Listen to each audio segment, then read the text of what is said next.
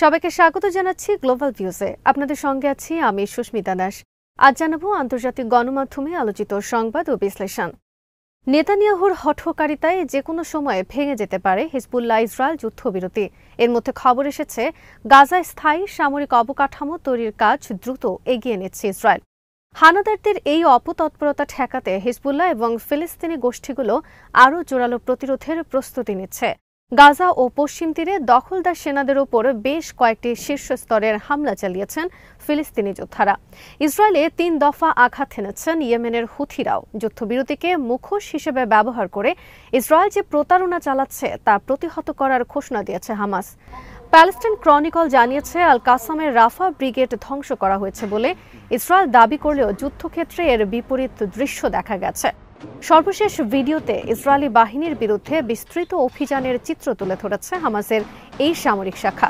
যুদ্ধের ৪২৪তম দিনে দক্ষিণ গাজার রাফা শহরের পূর্বে জেনিনা এলাকায় হানাদার বাহিনীর বিরুদ্ধে এক ভয়াবহ হামলার ভিডিও প্রকাশ করেছে তারা। এই অভিযানের মাধ্যমে তারা প্রমাণ করেছেন মাঠের নিয়ন্ত্রণ এখনও প্রতিরোধ যোদ্ধাদের হাতে। দেখা গেছে তারা একটি ইসরায়েলি সেনাদল, একটি মিলিটারি ইঞ্জিনিয়ারিং ভেহিকল এবং একটি D9 মিলিটারি বুলডোজারে আঘাত এনেছেন এবং শর্ট রেঞ্জ থেকে দখলদার সেনাদের সঙ্গে প্রচণ্ড লড়াইয়ে লিপ্ত হয়েছেন। ভিডিওতে একই ধরনের আরেকটি অভিযানের দৃশ্য দেখানো হয়। নিহত হামাস নেতা ইয়াহিয়া সিনওয়ারের নামে এই অভিযানের শিরোনাম ছিল সিনওয়ারের রক্তের প্রতিশোধ। ভিডিওর গুরুত্বপূর্ণ দিক হল ইসরায়েলি বাহিনী কিভাবে অগ্রসর হচ্ছেন তা আগে থেকেই জানতেন প্রতিরোধ যোদ্ধারা এবং প্রতিরোধ কমান্ডাররা তাদের সহযোদ্ধাদের সঙ্গে পূর্ণ মাত্রায় তথ্যের আদান প্রদান করেছিলেন। ভিডিওর সমাপ্তিতে ইসরায়েলি বাহিনীর উদ্দেশ্যে বলা হয়, তৃতীয় হামলা নিয়ে শিগগিরই আসছে।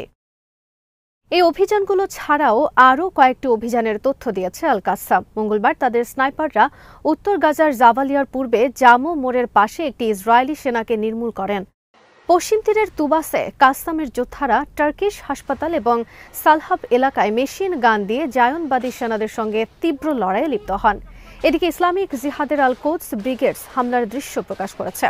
মুজাহিদিন ব্রিগেডস এবং মার্টার আবু আলী মুস্তাফা ব্রিগেডসের সহায়তায় তারা নেতসারিম অক্ষের ইসরায়েলি সেনা সমাবেশ এবং তাদের ফাজা মিলিটারি সাইটের আর্টিলারি অবস্থানগুলোতে বড় ধরনের বোমা হামলা চালান। গাজা উপত্যকায় বন্দী ইসরায়েলিদের মুক্তির বিষয়ে নবনির্বাচিত মার্কিন প্রেসিডেন্ট ডোনাল্ড ট্রাম্প যে মন্তব্য করেছেন তার প্রতিক্রিয়ায় জানিয়েছে হামাস। সংগঠনের পলিট ব্যুরোর সিনিয়র কর্মকর্তা ডক্টর বাসেম নাইম মঙ্গলবার বলেছেন, হামাস বুঝতে পেরেছে ট্রাম্প মূলত নেতানিয়াহু এবং তার সরকারের উদ্দেশ্যে এই বার্তা দিয়েছেন। বাসেম নাইম অভিযোগ করেন, ইসরায়েল তার নিজস্ব রাজনৈতিক এবং আদর্শিক এজেন্ডা বাস্তবায়নে আলোচনাকে মুখোশ হিসেবে ব্যবহার করছে।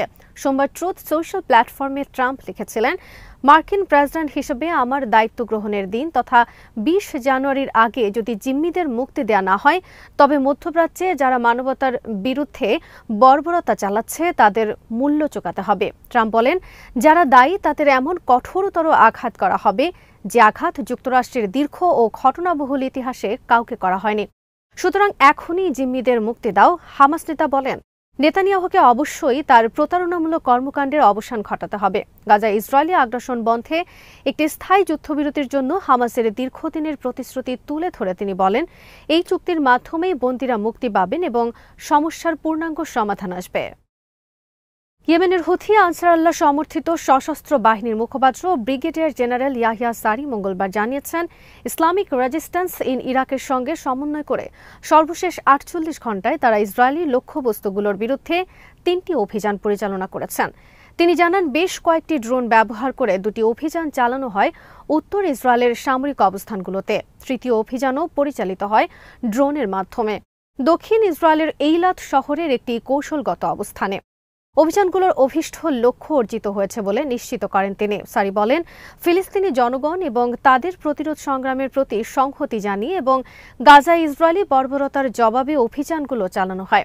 আরও দৃঢ়তার সঙ্গে এ ধরনের অভিযান অব্যাহত থাকবে বলে জানান হুথি মুখপাত্র। গাজা ইসরায়েলি বাহিনীর স্থায়ী অবকাঠামো নির্মাণ কাজের গতি বেড়েছে। নিউ ইয়র্ক টাইমসে এ ধরনের প্রতিবেদন প্রকাশিত হওয়ার পর যুক্তরাষ্ট্র মঙ্গলবার উপত্যকাটিতে এ ধরনের স্থায়ী সামরিক অবকাঠামো তৈরির বিরোধিতা করেছে।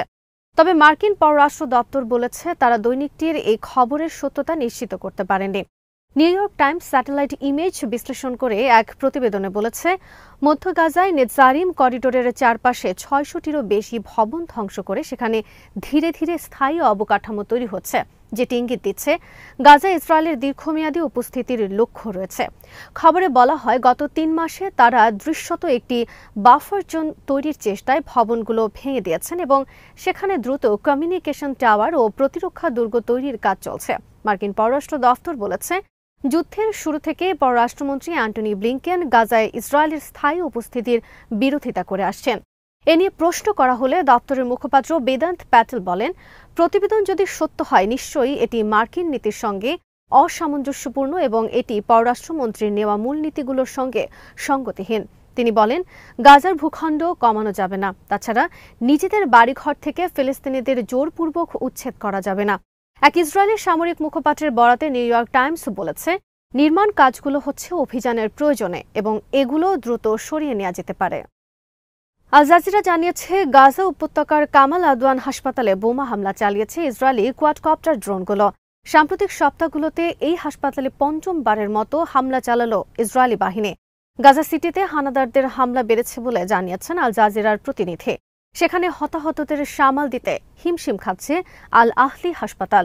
গাজার স্বাস্থ্য মন্ত্রণালয় জানিয়েছে, যুদ্ধবিধ্বস্ত উপত্যকায় সর্বশেষ ২৪ ঘণ্টায় ইসরায়েলি হামলায় অন্তত ৩৬ জন নিহত এবং শতাধিক ফিলিস্তিনি আহত হয়েছেন। গাজা যুদ্ধের শুরু থেকে এ পর্যন্ত মোট নিহত ফিলিস্তিনের সংখ্যা দাঁড়াল ৪৪,৫০২-এ। এদিকে দক্ষিণ লেবাননে ইসরায়েলি হামলায় অন্তত ১২ জন নিহত হয়েছেন। এর মাধ্যমে নড়বড়ে যুদ্ধবিরতি টিকে থাকা নিয়ে সংশয় তৈরি হয়েছে। লেবানিজ স্বাস্থ্য মন্ত্রণালয়ের হিসাব অনুযায়ী গাজা যুদ্ধের শুরু থেকে এই পর্যন্ত দেশটিতে ইসরায়েলি হামলায় অন্তত ৩,৯৬১ জন নিহত হন। সিরিয়ার সরকারি বাহিনীকে হটিয়ে বিদ্রোহীদের অগ্রযাত্রা অব্যাহত রয়েছে।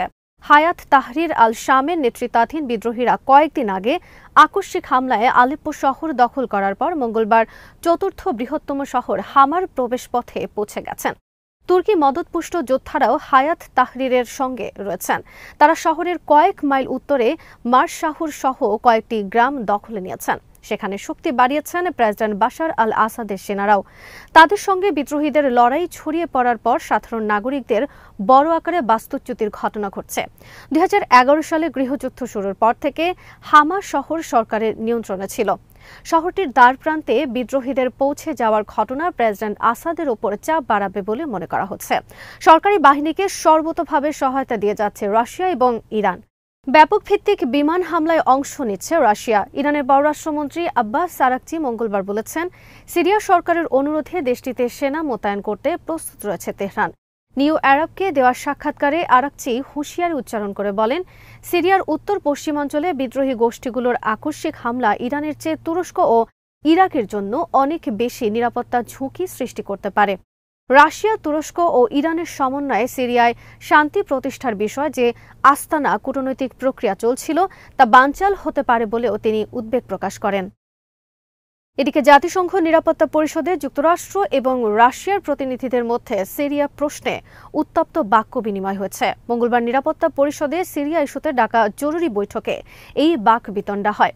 সিরিয়ার অনুরোধে আহ্বান করা এই বৈঠকে সমর্থন দেয় রাশিয়া, চীন ও আলজেরিয়া। বৈঠকে কয়েকটি স্থায়ী ও অস্থায়ী সদস্য এবং সিরিয়া ও ইরানের প্রতিনিধিরা বক্তব্য রাখেন।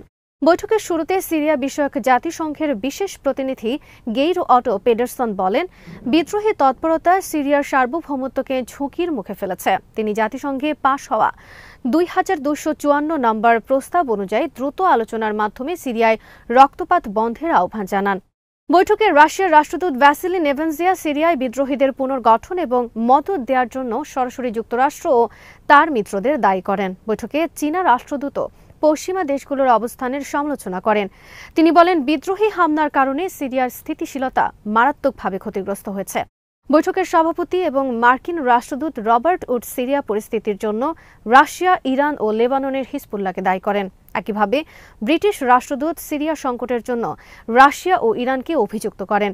নিরাপত্তা পরিষদের এই বৈঠকে আরব দেশগুলো সিরিয়ার জাতীয় সার্বভৌমত্ব এবং ভৌগোলিক অখণ্ডতার প্রতি সম্মান দেখানোর জন্য আহ্বান জানান। আজ এখানেই শেষ করছি। সবাই ভালো থাকুন, সুস্থ থাকুন আর দেখতে থাকুন বিডি ভিউজ। চ্যানেলটি ভালো লাগলে সাবস্ক্রাইব করুন, সংযুক্ত থাকুন আমাদের ফেসবুক পেজে।